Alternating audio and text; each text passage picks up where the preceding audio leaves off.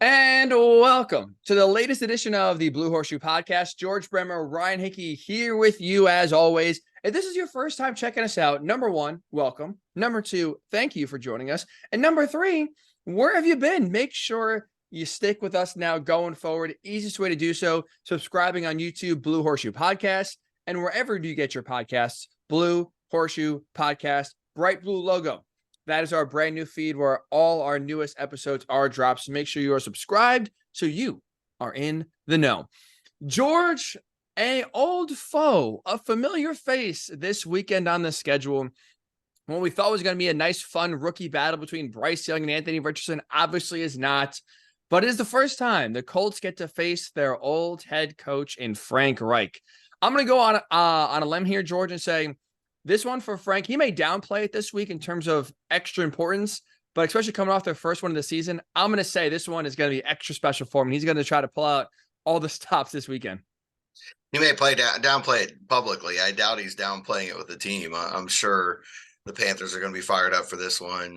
There's no doubt. I mean, when you face your old team, it's no different than players, right? When you face your old team, there's a little extra juice that week. And I think if the parting was not mutual, it's going to be even more. That's the case. Frank Reich was fired here. It's not like he stepped down or retired or, decided that he wanted to go move back to Carolina. Those things all, I don't care who you are. If you're a competitive person and if you're in the NFL, you're an ultra competitive person, you're going to get a little juice after something like that. Oh, especially. And I think, too, what adds to it, you tell me if I'm wrong here, is you look at what happened or the circumstances that led to Frank Reich getting fired last year.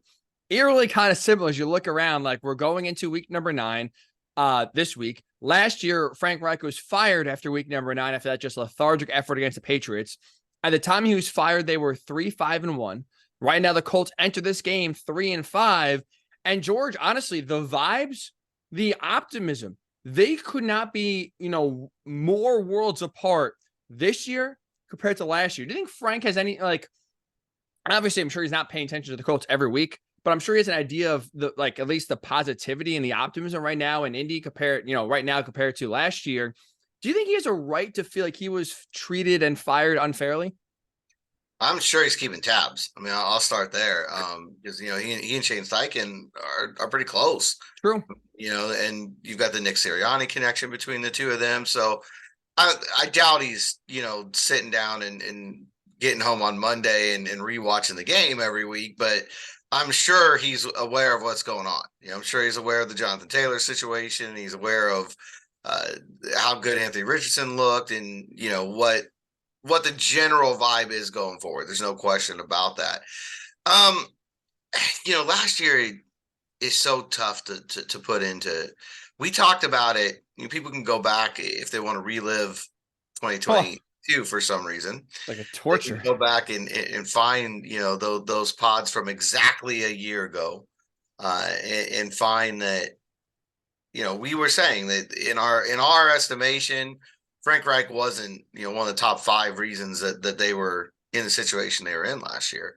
But I also think, and I think I said it at the time, I also think at some point it becomes mutually beneficial for a change.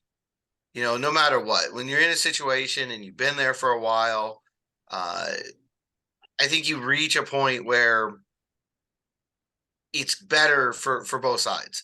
And I think the Colts and Frank were probably getting pretty close to being there. Maybe you could have let him play the season out, given how many times he's turned things around in his career. But I think they were and I think this year's optimism is a result of that. They've got a new voice in that locker room. They got a whole new era. I mean, sure, Anthony Richardson's on the sideline right now, but everybody understands that he's the quarterback going forward.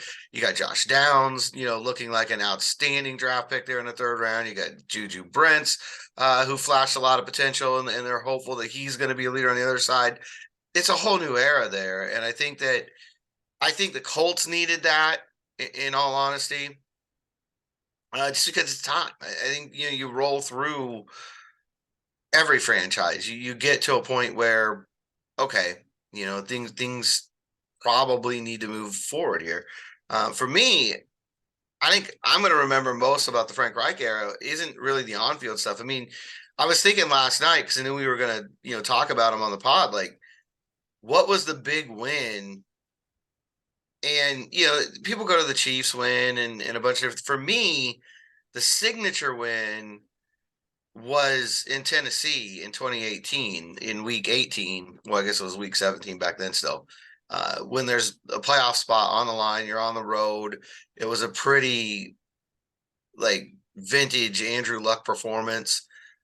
Go in there and beat Tennessee. And at that time, the optimism around that team felt even greater than the optimism here, because it was Andrew Luck is back and they're going to do all these great things moving forward. And they go beat Houston the next week and then run out of gas against Kansas City. But, there was real thought of, hey, this team could be in Super Bowl in a couple of years at that point. And we know how everything went after that. But I think those are the moments that I'm going to remember most. Not like that game is probably the signature game for me.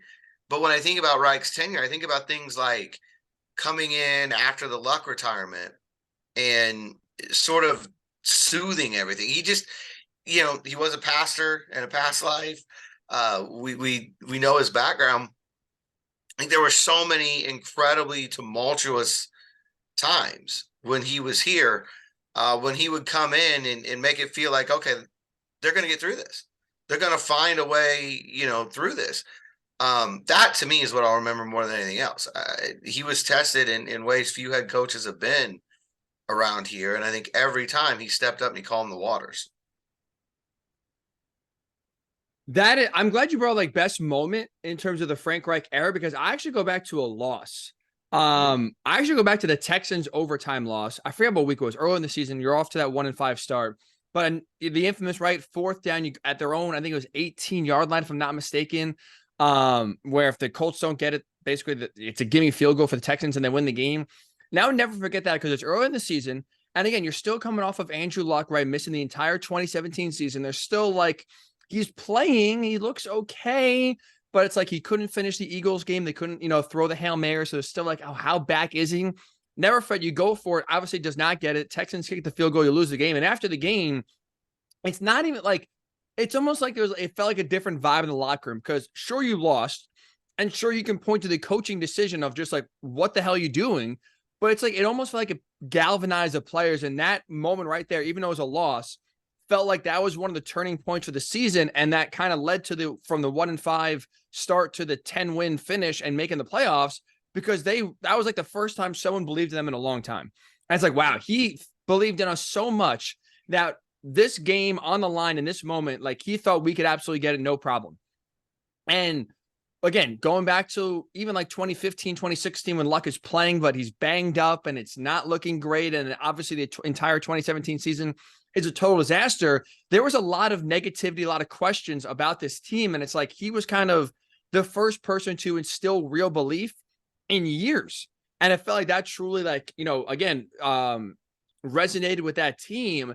And you look at where that Colts organization was at that moment, where they were, you fired Chuck Pagano. We thought they hired Josh McDaniels, which turned out to be an absolute blessing in disguise. But this team, this franchise was reeling when he came in. They had a quarterback that was, in terms of talent-wise, one of the best in the league. But again, no one knew the status of him coming back after the shoulder injury, if he could ever get back to that elite level. And it's early in the season when things are not going well, to still have that, that belief and that aggressiveness to go for a spot like that. That to me is definitely, I think, the moment that stands out the most for me in the Frank Reich era, just because it kind of set the tone early of, look, I'm going to believe my players. We're going to go for it. We know we have talent-wise, and I'm not going to kind of sit on the bench with the Ferrari in the garage. I'm going to go let him play. And that was kind of one of those moments where it's early on, even in a loss, it's wow, this is going to be different. And this is going to kind of show the coach believes Andrew Luck is back. So maybe we should start as fans believing that Andrew Luck can come back. And obviously, again, you end that season with a playoff where you get a playoff win. And even like you said, the playoff loss of the Chiefs, maybe going back to 2012 in Luck's first year when you lose to the Ravens, but it's wow, they made the playoffs in general. I don't think as a fan I've ever felt more optimism after a loss than I did after the Chiefs lost in the second round of the playoffs that year, just because it's like that was, again, unexpected. Luck looked great. And it's like going forward, it's like this team is going to be in a great, like they were my, not to be a homer, but they were my, never forget, my Super Bowl pick in 2019, just because of all the momentum you had in 2018. And a large part of that was Frank Reich coming in a time of crisis and really not only just keeping this team steady, but instilling a lot of belief in this team and in this organization and this fan base that things are going to be okay. And he delivered on that promise. And I think that's one thing that Steichen's kind of carried over. I think if you want to draw comparisons between them, he's brought in a lot of belief and instilled a lot of confidence moving forward, but he's also had that same belief in his team, that same, we're going to go for this in this situation. And I think his team's responding positively too, but I do think it's interesting that you get to this point now where it's Reich versus Steichen, and the Colts are at a little bit of a fork in the road. I mean, you've lost 3 in a row, entering this game last place in the AFC South by a half game, but you're still there. And it's a very tight race. It's not like they're completely lost touch with second place. But you're at the low point of the season right now coming in here. And they've got to see, you talk about it last year, 3-5-1 from 3-2-1, the same thing, 3-game losing streak. We know how that spiraled. And I think it's up to Steichen to make sure that doesn't happen again. And this game is critical in that regard. I would go so far as to say, even though it's week 9, this is a must win for Indianapolis for a lot of reasons. I'm sure the owner doesn't want to lose to the only coach he fired in season. Panthers are 1-6. They're scuffling even more than the Colts are right now.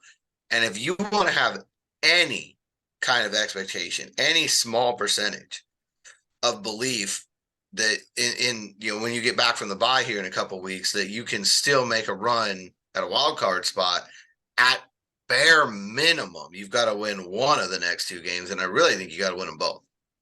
We'll get to our picks here in a minute. I don't want to kind of blow it, but I do feel like this is a game the Colts absolutely should win. The reason why I'm hesitant saying must win, George, is just because I think to go back to the initial question, I don't think Frank Reich was fired unfairly, in part because things felt stale and just felt inevitable. Like with the expectations, you're 3-5-1, the quarterback changed, the offensive line can't block, Matt Ryan can't hold on to the ball. It was an absolute disaster. Obviously, even though the record is almost the same, I mean, if they tie on Sunday, my goodness gracious, and we're sitting here at identical 3-5-1 records 2 years in a row, holy smokes. But things right there's a reason for optimism, because the offense at least is looking competent this year, and you're doing a large part of this with a backup quarterback. That's honestly the biggest reason why. I don't know if I could say must win in week number 9. Bad Panthers team, yes. And like you said, there's history there. You don't want to get embarrassed if you're Jim Irsay by having the coach you fired in season of Frank Reich get revenge with the worst team and beat yours. But it's I think at least from a player's perspective, why this won't resemble last year is, number one, Jeff Saturday. You know what? It's Jim Irsay, so I am knocking on wood. I'm not superstitious. I'm a little stitious, though. Jeff Saturday ain't walking through that door anytime soon. And it's I think at least the players understand it's still Gardner Minshew. This is not how this team is going to look next year, where obviously you're expecting the return of Anthony Richardson. So even if the offense, let's say for the first time, doesn't score 20 points, or if the defense continues to struggle, at least there's still, at the end of the day, no matter how bad it is, there's a light at the end of the tunnel of, hey, look, our guy he's good when he played, can be back next year. It's not all doom and gloom like it was last year, where you're bringing Matt Ryan, that just totally failed. Now you're just grasping at straws to bring Sam Ehlinger in. The offensive line that you're paying a heavy salary to is not blocking anybody. Even though the roster, there's a lot of similarities in the roster last year and this year, the way guys are playing, it's night and day this year and last year. That's why I won't say must win, should win. But I don't think, at least I'm not going to panic like the world is ending if they lose this game. I don't think I'm going to panic, but I just think if you're looking at it from the perspective of some of the guys in that locker room, because some of them aren't going to be here next year. Some of them, true. There definitely is a lot more optimism around this team, and I think a lot of that goes back to the quarterback situation. You kind of laid it out right there. Do they need to see more from Anthony Richardson? Absolutely. Does he need to stay healthy? Absolutely. But what they saw for the first time in a long time, you can have hope in that position. You can feel like, hey, some big things could happen with the quarterback here in Indianapolis. I think that changes the mindset of everything going forward. The fact that you've got him coming back next year, it does. It keeps you from having that Grim Reaper kind of feeling that you had a year ago, where you don't know where the quarterback's coming from, who it's going to be, and how that position is going to play out moving forward. But I do think from a player standpoint, I think this game's a must win for that simple fact that if you're one of these guys, your contract's up and you don't know where you're going to be next year, and you've been through, Kenny Moore's a great example. I'm not saying specifically him, but if you're in his boat where you've been through this wild ride, you were here for the entire Frank Reich era, you've been, to the playoffs a couple times, but you've not been able to get back, since 2020. You went through last year and everything that was. I think you really want to have something to play for in December this year. Guys like that, I think, really want to have realistic hope of being in that wild card chase, trying to make something happen. And the only way that happens is if you win on Sunday. But there's absolutely, as far as like the franchise itself goes and, the future, no. This isn't if they lose, Shane's on the hot seat, any kind of a thing like that kind of a situation. But I do think, for this team in this moment, if you want to make something of this year, which would be a surprise. I mean, let's face it, another reason why things feel different this year than last year is the expectations going in. Great point. But, if you're going to make it something out of this year, you got to win at least one of the next 2 weeks. And I really think both of them. If you want to make something out of this year, you got to win both. You have to, if you want to just make, again, Thanksgiving and the rest of December interesting, you have to win these next 2 games. You're better than the Panthers and you are better than the Patriots. Again, we've seen this team again be in every game for the most part, compete hard. If you want to keep that going here, bare minimum, you got to be 5-5 going into the bye. And that means sweeping these next 2 games against, right now, in terms of win total, the worst team in the NFL in the Panthers. And right now against the Patriots, right now, a very vulnerable team that does not give you any reason to believe offensively or defensively they can match right now what the Colts are doing, even with how bad defensively the Colts have been here in recent weeks. That's still a team that you are better than and should win that game. Speaking of the Patriots, really fast here, George, the thing that, again, Frank Reich did that not only helped buoy this franchise, but one of the best things that ever happened to this team, ever happened to this franchise, is Bill Belichick. Because Bill Belichick basically grabbed Josh McDaniels before he was about to take this Colts job and said, hey, look, I can't lose you. I'll give you a Godfather-like deal. You're staying here in New England. And Josh McDaniels backing out. At the time, I'll be honest, I was excited. I hated Josh McDaniels for the longest time. But I can't lie, I was fired up for those 12 hours or whatever it was when it was reported that he was taking the job, between then and then all of a sudden when it was reported that he was not taking the job. Bill Belichick deserves a big thank you note from every single Colts fan on this planet, because you see what happened in Vegas. George, the Colts, you're talking about dodging a bullet. That is the biggest bullet this franchise has ever dodged. He sucks. Oh, yeah. And just from a media standpoint, things that you hear, especially coming out now about, social media being watched and, constantly complaining about leaks when the leaks are coming from the head coach and the general manager. Yeah, no, that's not something that I wanted to live through. I'm pretty happy that things turned out the way they did. I'll be honest, though, I was where you were. I was thinking, okay, well, you put Andrew Luck in that Tom Brady style of offense. This could be interesting to watch, see where this goes. But I think we now know that Luck may have retired even earlier. Maybe he would have just retired before the season. And this would not have. I don't know if there's any way to imagine this would have ended well. But, on the flip side, maybe they would have hired Frank Reich in, halfway through the 2019 season. That's true. I think you're half kidding about Andrew Luck retiring early, even earlier. I think you're right though. Like honestly, if you listen or watch Devontae Adams at all after any of these games, I mean, he after the Monday Night Football game, like literally was like speechless. He just was so perplexed. He had no words. And Josh McDaniels, offensive guru, air quotes, if you're listening on the podcast, basically drained the life out of one of the best receivers in the NFL. He would have, I think, killed Andrew Luck's career even earlier, again, like before the injuries did. And it's just like, holy cow. This guy can't coach offense, can't coach anyone that's not Tom Brady, and is just so miserable to be around that, again, like we thought the last half of 2022 with Jeff Saturday was like a lifeless team that's just like, this is hell on earth in terms of watching football. It sounds like playing under Josh McDaniels is even worse than that. And George, honestly, if you say, is there anything worse in terms of team morale and team energy the second half of last year? I would say no. Well, I'd have to correct myself because you watch, I mean, in Denver a decade ago and now with the Raiders at any point the last year and a half, no player has enjoyed playing under him. He just drains the will out of you. It's unbelievable. That locker room was definitely, if not on the verge of mutiny, maybe it already committed mutiny. I mean, there's no doubt it was time for a change there, and certainly a dodgeball. It's kind of interesting too, though, that he gets fired this week, just because of all as you go into this whole Colts head coaching situation and all of it coming to a nexus Sunday in Charlotte. Kind of fitting that Josh McDaniels is a part of it as well. You're right. That's a great point. Timing is perfect this week for sure. Where we thought the answer, maybe the next boy wonder, if you will, coming to Indy to save this franchise was McDaniels. He backs out. Frank Reich comes in, saves the franchise, steadies them in a time of unsteadiness.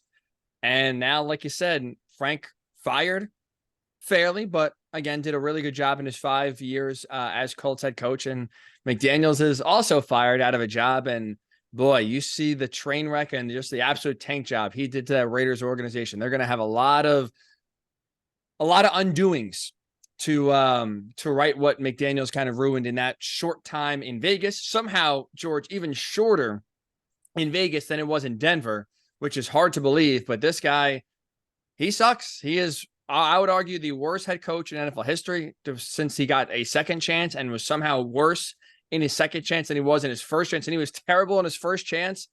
My oh my.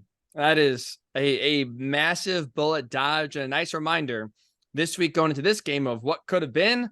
And boy, if we thought it was bad at some points during the Reich era, it could have been 10 times worse. Again, just how McDaniels is with the media, last point here, not to belabor it, how McDaniels would have hired the Luck, would have handled the Luck retirement versus how Frank hired the Luck retirement. It would have been, it was already a disaster. It would have been 50 times worse if McDaniels was sitting up there stumbling around, bumbling around, trying to have answers as to what happened. It would have been a nightmare and an absolute circus for sure. Okay. So Panthers, right? This is the Panthers preview pod here in part. We're going to do something different this week, George, because look, let's just be honest here. The Panthers are not very good. They're 1-6. They just got their first win of the season. So we figured let's just do a little bit of a different preview than a normal behind enemy line to just see how kind of this works this week. So let's just do a few game props here, kind of a few game predictions to see how we think the game will go. And we'll finish it at the end as we always do with our game picks. So let's start here, George. The last 2 weeks, the Panthers offensive line has combined to allow 10 sacks on Bryce Young, including 6 last week to the Texans. So if I set the over-under number at 4.5 sacks, the Colts get of Bryce Young, are you taking the over or the under? I'm going to go under. I think the defensive line has been slumping a little bit right now, but I think the bigger part here is the secondary.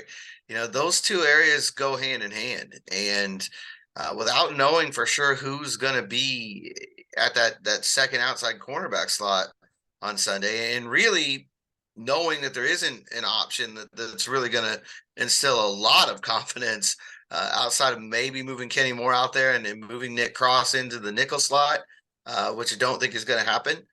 But I think Bryce Young's going to have a hot read. He's going to have an out. He's going to be able to get the ball out of his hand quick. I think he's going to be sacked. but I'm going to say it's right at 4. It's just right under, because I just think the Colts are going to have some trouble getting home, given the fact that right now that relationship between the secondary and the line is a little dysfunctional. You are right about that. So maybe I'm delusional here, but I'm going to go over. I'm going to go over for 2 reasons. Number one, the offensive line for Carolina is not very good. That's obvious. Number 2 is you heard Gus Bradley kind of talk this week about some of the miscommunication issues in the secondary, and a few times Tony Brown should have had safety help and didn't. And it really, some of the passes that he got burned deep for weren't his fault because he should have had help. I was expecting it, didn't get it. I think this week we're going to see a lot of dropping 7. And even though that means you're going to rush 4, I think the Colts are going to try to blanket these receivers and really keep everything in front of them. Bryce Young has had a propensity, as rookie quarterbacks do, to hold on to the ball long. So I think Colts playing coverage and Bryce kind of waiting for receivers to come open is going to give this defensive line enough time to get home. So I'm going to say the over because I think they'll stress coverage this week, make sure the safeties this week, unlike last week, are playing deep and not allowing any speedsters to get behind them, and make sure that for all of what was a complete disaster last week, that no guys are left on islands, specifically Tony Brown, if he's out there by himself. I think the coverage will be cleaned up. Also, it helps that you're not going against Michael Thomas, Chris Olave, and Raheem Shaheed as well. A little bit less of a Panthers intimidating wide receiver room. So I think coverage sacks are going to be at a big point this week. So I'll say over. I think the Colts get over 4.5 sacks, coverage sacks. They get after Bryce Young and make his life continuing to be hell. How about this, George? Will Jonathan Taylor rush for over 100 yards in this game? Now, on the season, the Carolina Panthers have had 2 rushers go for over 100 yards in a game so far this season. And for JT, the last time he went over 100 yards, fitting as it is the theme this week, Week 10 against Josh McDaniels and the Las Vegas Raiders, the last win of the 2022 season. So it's been almost a year, right? That was Week 10 last year. We're going to Week 9 this year. Does JT break the century mark, in your opinion, this week? I'm going to say yes. Carolina is 28th in yards per attempt allowed rushing, which is not a good sign when you're going up against a Jonathan Taylor who's starting to heat up. But I also think for all the, I don't want to say dodging that Shane has done about the questions about the touches, but for all the explanations that he's given and for all the downplaying of it that he's had, I think he understands that Jonathan Taylor getting just 1 carry in the second half is never something that you want to celebrate, and it's never something that should really happen. And coaches tend to overcorrect in these situations. When you look at last week, so Michael Pittman didn't get targeted in the first half. He got targeted on the first 6 passes on Sunday and ended up scoring a touchdown, on that opening drive. So I think we might see something similar with Taylor. I think he's going to have a season high for carries, and I think that's going to result in him going over 100 yards. And I think it's going to really result in jump starting an offense that already has actually been playing pretty well, even throughout this 3-game losing streak. Overcorrection is a perfect word. I think we're going to see overcorrection in the secondary to make sure no one gets beat deep this week. And I'm with you 100%. I think with the noise he's heard and realizing too, Shane Steichen, that is, like I said, you can't have your best offensive player. I think it was 1 catch and 1 rush. I think he touched the ball twice, I believe, in the second half, but definitely 1 rush. You can't have that in the second half of a game that, for the most part, in the second half was a 1-score game. It's not like you got to chase points and you can't, down by 3 touchdowns, you're not going to run the ball. I'm with you. I think it's going to be an overcorrection. I think we're not going to see a balance or an equal distribution of carries like we've seen so far for the first 3 weeks of JT being back in the lineup, as him and Zach Moss have basically, outside of 1 or 2 carries, have had equal carries each of the last 3 games. I'm with you. I think he's going to get the ball a lot more this week, and I think he's going to break the century mark for the first time in almost a year. I would agree. I am with you 100%. JT, over 100 yards. George and I are on the same page. Panthers offense has been struggling so far this year, George. 18.1 points per game is their average. Will the Panthers score more than 21 points on Sunday? Yay or nay? I'm going to go with yes again here, because the defense has given up an average of 38 points in this 3-game losing streak. And we've seen them do it against some offenses that were struggling coming in. Now, none to this degree.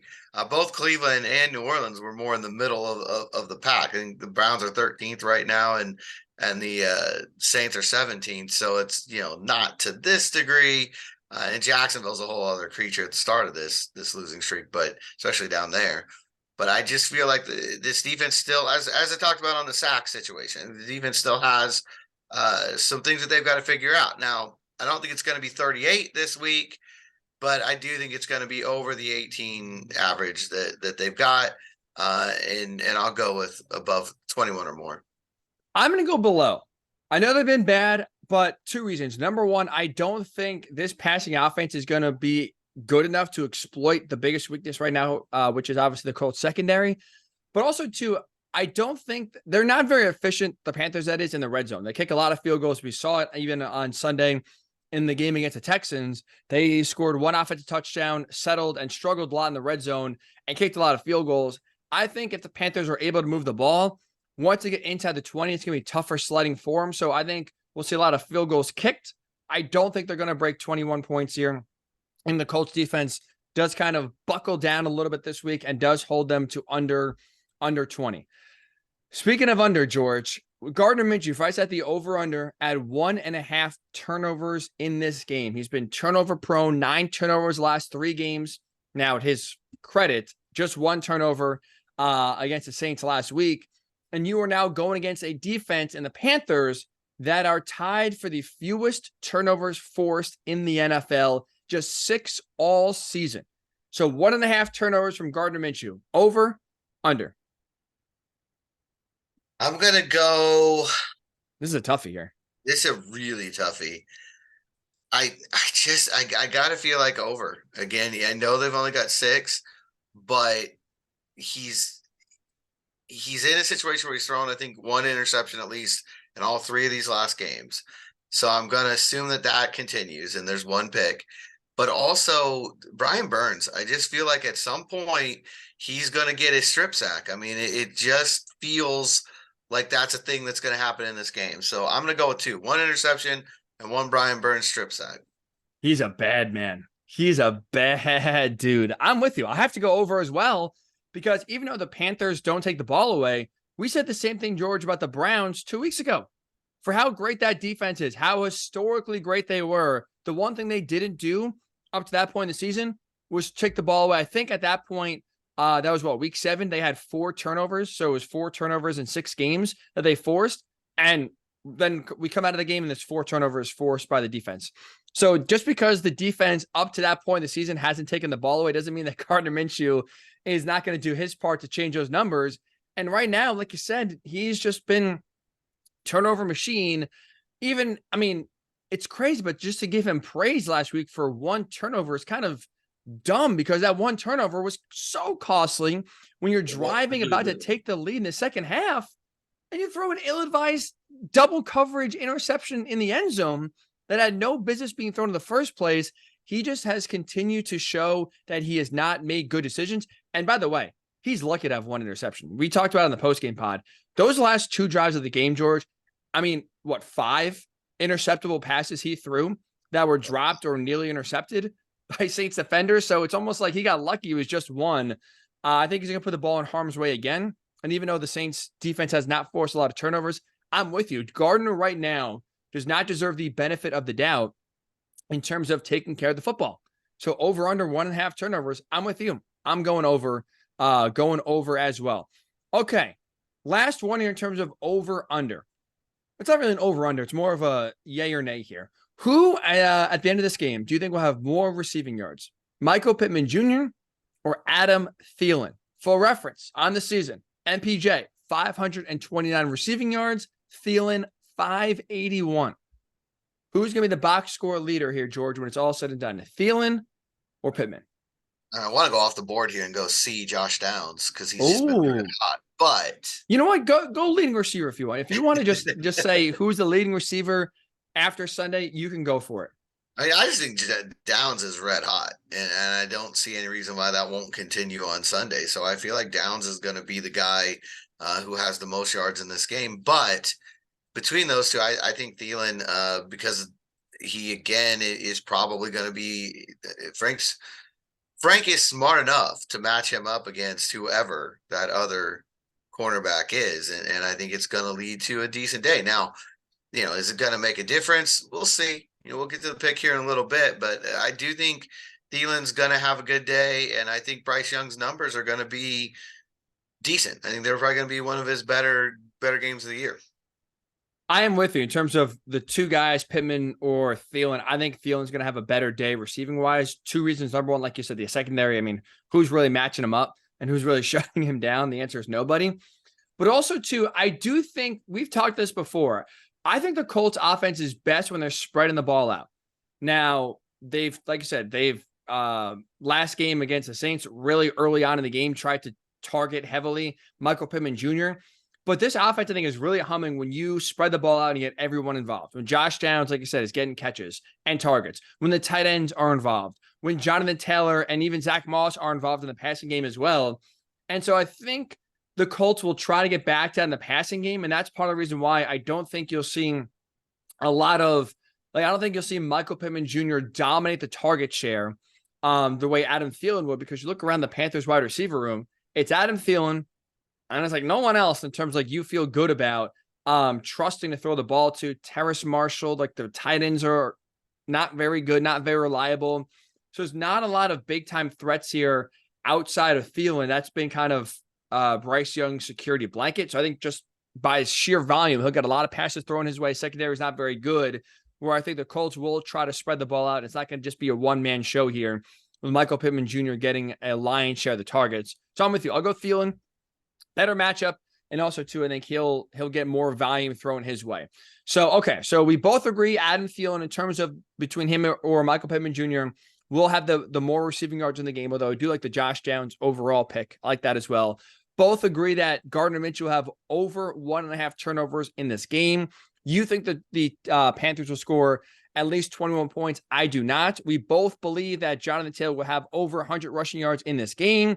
You think the Colts will get 4 sacks. I will say the Colts get at least 5 in this contest. 2 questions, George, before we get to our prediction here. Kind of like what we ask every guest. So we'll ask, I guess, each other here, as we are, I guess, starring as in a guest role on our own podcast. The Colts win Sunday if they run the ball more than they throw it. I think that's one of the big. We were talking about the overcorrection. I think the Colts need to get not just Taylor going, but Moss going as well, and get them. This is the game they both go over 100. I mean, that would be a pretty big day on Sunday, obviously. But I go back to that game last week against New Orleans, and you think about what regrets Shane Steichen might have coming out of it. For all the passes that they threw, which I think was like 41, Gardner Minshew was only average of 5.5 yards per attempt. And you just can't have, and I think that's happened. It's been under 6 2 of the last 3 games. So you just can't lean on that. I think then you go back to more the Cleveland run pass split. I will say the Colts win this game. I think you're right, by the way, to not just steal your point here. You got to establish the run and ride Jonathan Taylor in this game. Again, we both think they will, because we both think he's going over 100 yards. I think the Colts win this game if their defense locks down the red zone. Now, last week, the Panthers got in the red zone 4 times, scored just 1 touchdown, kicked 3 field goals. Now, they won the game and they beat the Panthers, but it's one of those where if the Colts again force field, they beat the Panthers, beat the Texans. They didn't beat themselves last week. They beat the Texans for their first win of the season. But as long as this defense, if it's bend but don't break, if they don't allow the dam to open in terms of allowing the Panthers once again to red zone to score touchdowns, I think the Colts offense has been consistent enough and deserves the benefit of the doubt. Even if they have a few turnovers, which we think they will, I think they'll still get in the end zone enough to where as long as you keep Carolina kicking field goals instead of touchdowns, I think you win this game. Could be a little bit sloppy, but as long as defense kind of holds strong here in the red zone and forces field goals, Colts win this game. On the flip side, George, the Panthers win this game on Sunday if the Colts turn it over. I mean, I think that's always the equalizer in all this. If Colts get 3 or 4 turnovers again, then I think you got to give Carolina a real shot, right? I mean, at that point, they'll have short fields. Maybe some of those get cashed in. I just don't. the Colts, that's the equalizer in every one of these games. Whenever you're looking at this team, quote unquote, should win, the way they usually don't is turning the ball over. I will say the Panthers win if they shut down Jonathan Taylor, because you outlined before Gardner Minshew last week, right? It was 41 to 27 pass attempts versus rush attempts. And in the games where Gardner Minshew has to throw a lot, even go back to the Jacksonville game a few weeks ago, 55 pass attempts, this offense is not built for Gardner Minshew to lead the way passing the ball. They want balance, and the more you put the ball in Gardner Minshew's hands, not only, again, he's not pushing the ball deep, but also you're kind of asking for disaster in terms of turnovers. And so if the Panthers defense makes the Colts offense one-dimensional, and we're sitting here talking about 40, 45, God forbid, 50 pass attempts from Minshew in this game on Sunday, I think that plays right into the hands of Carolina. You mentioned Brian Burns before. If he's playing with his ears pinned back, as Blake Freeland looks like is going to get another start in place of Braden Smith, that's a dangerous spot to be. Gardner Minshew's pocket awareness has not been very good this year. His ball security in the pocket has been even worse than his pocket awareness. And so now if you kind of telegraph to the Panthers defense what is coming, who still has young talent on it as well, especially on that defensive line, I think you're in for a long day. You're in for a long day, and that's where you need balance, and you need to be able to run the ball effectively here in order to win this game. If not, I think the Colts are in trouble, and that's how the Panthers win this game. If we're talking about Jonathan Taylor and Zach Moss bottled up for like 50 yards on 23 carries combined, it could be ugly.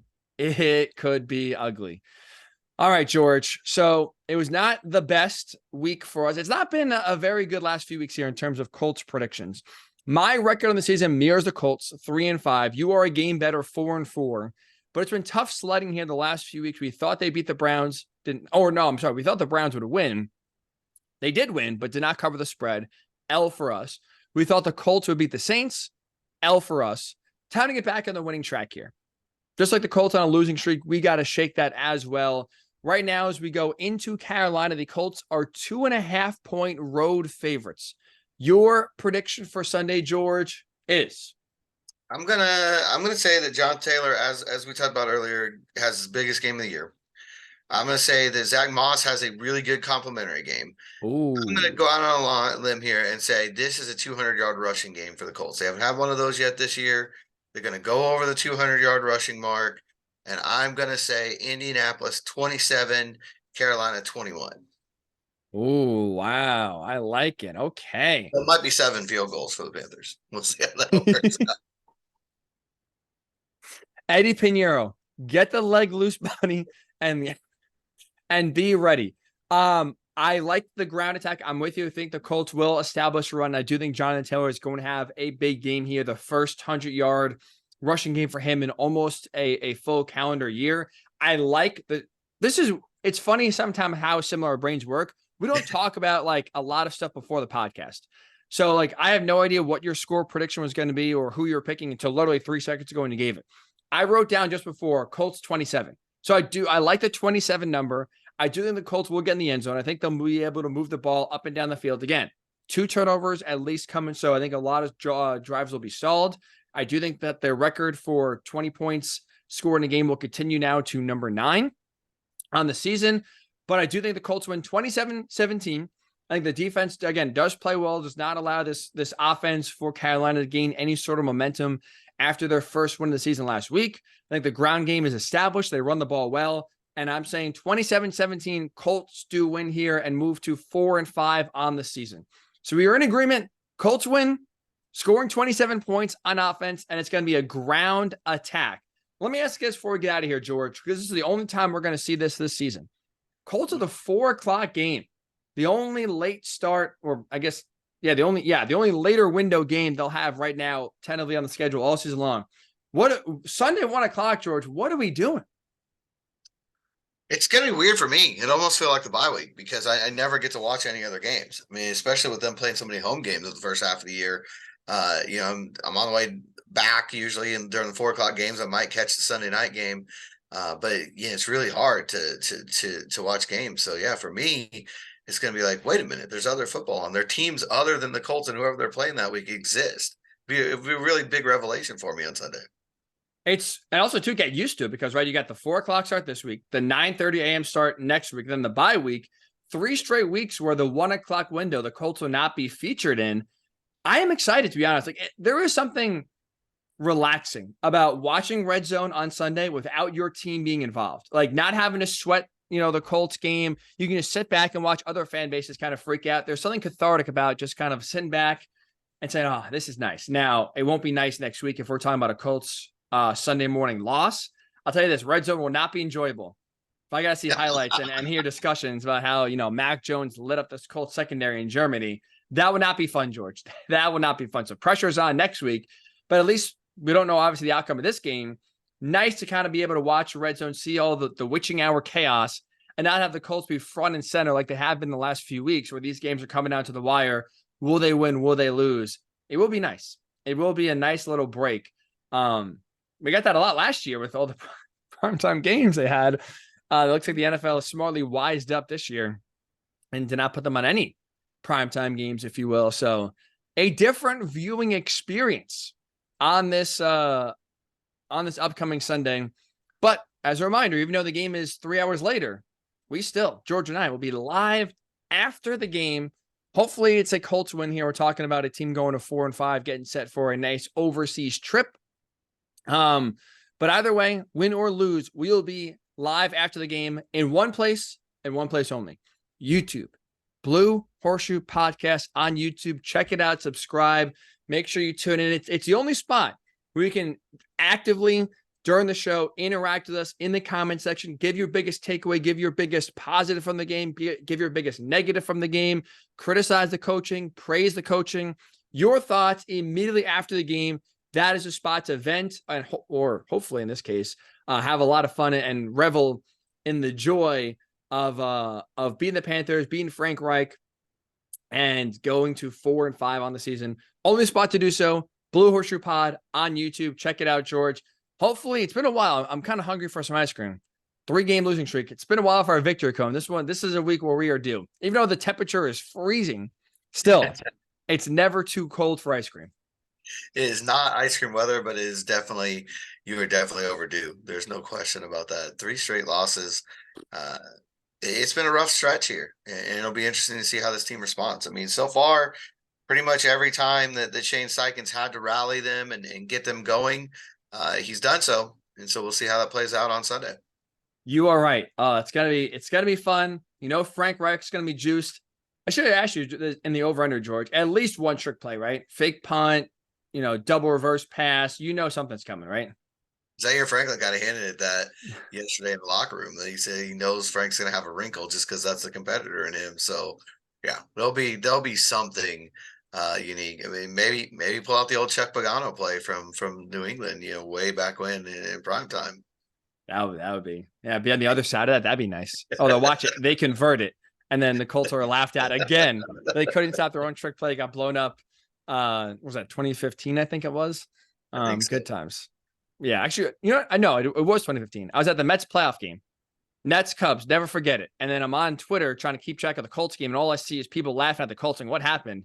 And then I see the video of the fake punt that, again, unfortunately, is now infamous. That is for sure.